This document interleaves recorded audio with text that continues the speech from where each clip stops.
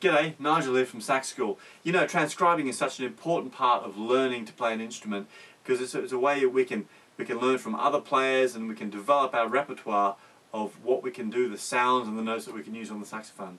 So it's an essential thing to do, but it's quite a difficult thing when you first get started.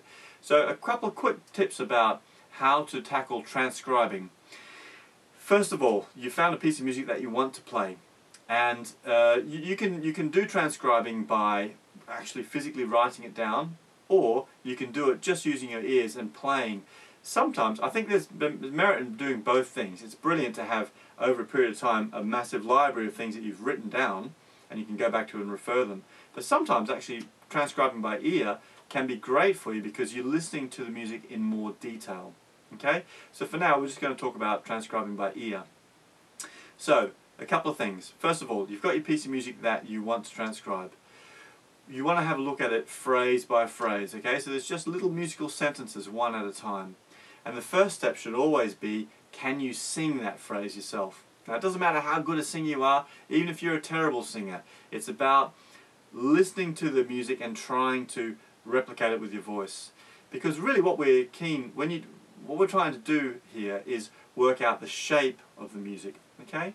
So we're singing the music, singing the phrase back, and thinking about the shape of the music. So if it starts here, does it go up? Does it go down? Does it go up a long way? Or does it go up in a number of steps?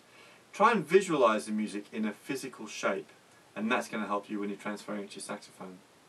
Okay, so you've looked at the first phrase, you can sing it, you've thought about the shape of the music. Now let's have a look at transferring that onto our saxophone. So let's say that the piece of music goes do do do do do.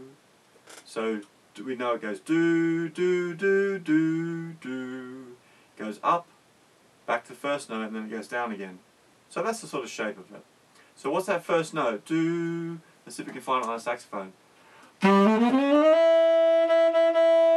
There you go. So it's an F sharp for me.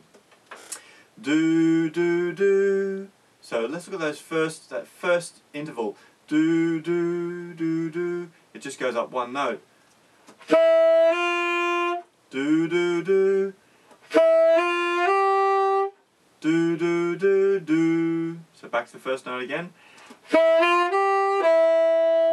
Do do do do do do do. So it jumps down a few notes. You can work that out by going down the scale. Do do do. Or you can work it out by trial and error.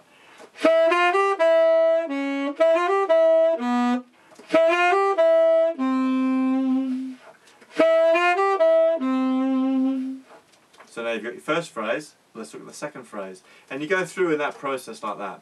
Okay? So it's listening, singing, thinking about the shape, and then transferring that note by note onto your saxophone. When you're first starting out, that process can seem quite slow. But if you practice it all the time, you'll be amazed how fast you can get at it. I mean, when I transcribe now, I can pretty much listen to something and play it straight back. It's only because I've been transcribing for years, working on different things. You'll get much better at it, much faster, and you'll be able to do much more complicated things in a short space of time. So good luck with that. I hope that helps. Don't forget to check out the other lessons in Sax School, and good luck with the sax journey. I'll see you next time.